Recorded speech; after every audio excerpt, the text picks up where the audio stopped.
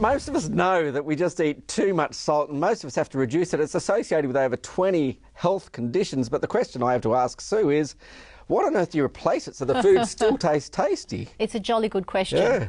But before we get into that, James, I should point out that most of the salt people eat is actually hidden salt. It's found in processed foods. In fact, 75% of the salt is not what you add. But the 15% that is accounted for by what we add can also be successfully replaced by some other delicious flavour enhancers. Yes. So let's look at those. See, I wanted to find out how. And just look at this spread today. It's just amazing. Yes. So, for example, over there we have savoury yeast flakes. Okay. Now, Yes, they are a fantastic alternative to cheese, like Parmesan cheese or other condiments which have that sort of cheesy, savoury flavours. If you're making something tomato-based or pasta-based, you could use savoury yeast flakes to get that flavour. It has a slightly salty and savoury feel. That's right. Okay. But it's not high in salt. It's very low in salt. Okay. The other really interesting thing that you can buy in health food shops are these interesting seaweed shakers. Oh, can I have a look? Yes. A seaweed shaker? Seaweed shakers, and people often It's like a little associate herb. seaweed with, say, the Asian culture where it is used in large amounts, but this is from Scotland, would you believe? And even the Scottish, centuries ago, used to use a lot of seaweed. Now, seaweed brings a lot of goodness to the table. It's full of iodine, which a lot of people are lacking, but as a flavour enhancer, it's amazing. So it's not just for sushi, you just sprinkle it on your ordinary food? No, it's not. In fact, you can cook with some seaweed called Kombu, and that adds this amazing umami flavour. That's actually the fifth taste. And you can use far less salt in your cooking if you're using seaweed, or just sprinkle it on the finished product.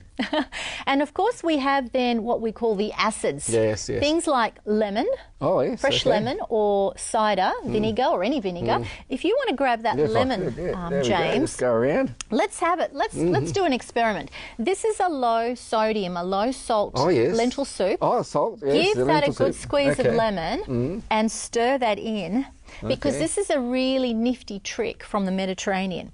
I always like putting a lot of stuff, whatever I do in, but I better mix it around, add some sort of acid, whether it's vinegar, give it a good mix and have a taste. Whether it's vinegar, it doesn't matter, whether it's lemon juice.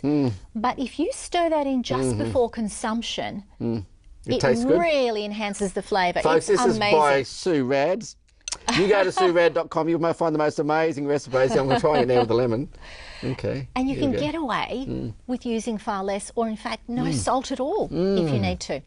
Doesn't that just lift the dish? Yeah. It just boosts it. Absolutely. Very, so that's amazing. another quick trick you can do just before serving up the food. Well, I have a bit more soup. Just show us the herbs there. And finally, most people know that herbs and spices are an excellent substitute for salt, or a way to cut down.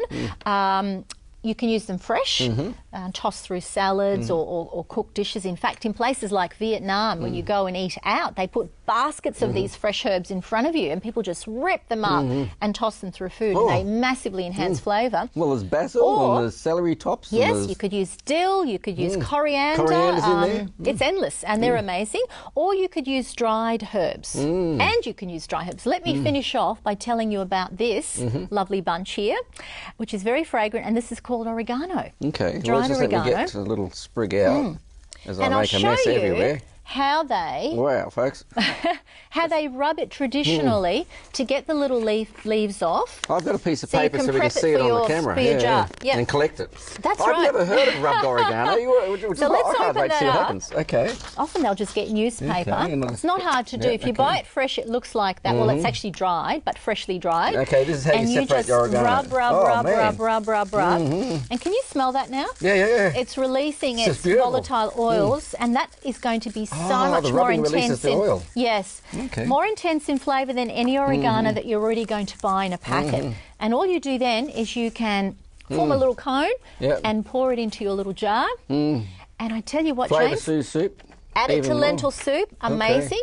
But any salad that you're having at home, tomato, cucumber, whatever, you need to add no salt. You just add some dried oregano.